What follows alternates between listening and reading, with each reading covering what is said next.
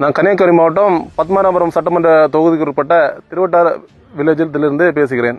இங்கு பால்வளைத்துறை அமைச்சர் மிஸ்டர் மனோஜ் தங்கராஜ் அவர்கள் சொந்த தொகுதியான பத்மநாபபுரத்தில் கல்லடி மாம்பட்டு என்ற இடத்தில் சுமார் 3 கோடி ரூபாய் அளவில் தொடங்கப்பட்ட மினி ஸ்டேடியமானது கடந்த 2 வருடங்களாக வேலை ஒன்று நடைபெறாமல் சுமார் 3 கோடி ரூபாய் இதற்கு தமிழ்நாடு ஸ்போர்ட்ஸ் அத்தாரிட்டி டிபார்ட்மெண்ட் செலவு செய்துள்ளது. இதுவரைக்கும் எந்த ஒரு வேலையும் செய்யாமல் சும்மாவே மண்ணை தோண்டி அப்படி போட்டு விட்டுருக்காங்க. இதில் பல கோடி ரூபாய்க்குள்ள மரங்கள் இருந்து காட்டு மரங்கள், அதாவது கவர்மெண்ட்டுக்கு சொந்தமான காட்டு மரங்கள் இங்கே அதிகமாக இருந்தது. அந்த மரங்களை வெட்டி என்ன பண்ணாங்கன்னு தெரியவில்லை.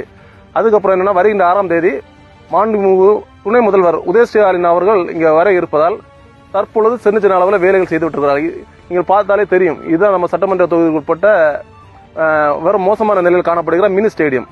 இந்த மினி ஸ்டேடியம் இந்த அளவில் 3 கோடி ரூபாய் பட்ஜெட்டுக்கு இந்த அளவில் இது மோசமாக பண்ணிருந்தா பெரிய ஸ்டேடியம்லாம் தமிழ்நாடு கவர்மெண்ட் பண்ணுவாங்களா என்ற ஒரு சந்தேகம் பொதுமக்கள் தான் கேள்வி இருக்கு. ஏனென்றால் இந்த டெண்டர் போட்டு 270 நாளுக்குள்ளாடி வேலை ஸ்டார்ட் பண்ண என்று கூறியிருந்தார்கள். ஆனால் சுமார் 3 வருட காலம் ஆகியும் எந்த ஒரு ப்ராப்பரான வேலை நடைபெறவில்லை. ஜஸ்ட் ஒரு பில்டிங் கட்டியிருக்கிறாங்க. அப்போ அதுக்கப்புறம் பார்த்தீங்கன்னா மக்கள் ரன் பண்ணுறதுக்கு ஒரு ட்ராக் கூட ஒழுங்காக போடல. ஏன்னா நாளைக்கு துணை முதல்வர் வர்றதுனால ஜஸ்ட் ஒரு ட்ராக் மட்டும் போட்டிருக்கிறாங்க. இல்லை வேற எந்த ஒரு அடிப்படையான ஒரு வசதிகள் இந்த மினிஸ்டர் செய்து தரவில்லை. ஸோ ஆகையால் மக்கள் வருகின்ற 2026 சட்டமன்ற தேர்தலில் சரியான நபரை பத்மநாபபுரம் தொகுதியில் தேர்ந்தெடுத்து தமிழகத்தில் ஒரு நல்ல ஆட்சி அமைக்குமாறு பொதுமக்கள் சார்பாக மிகவும் வேண்டுகொள்கிறேன். நன்றி.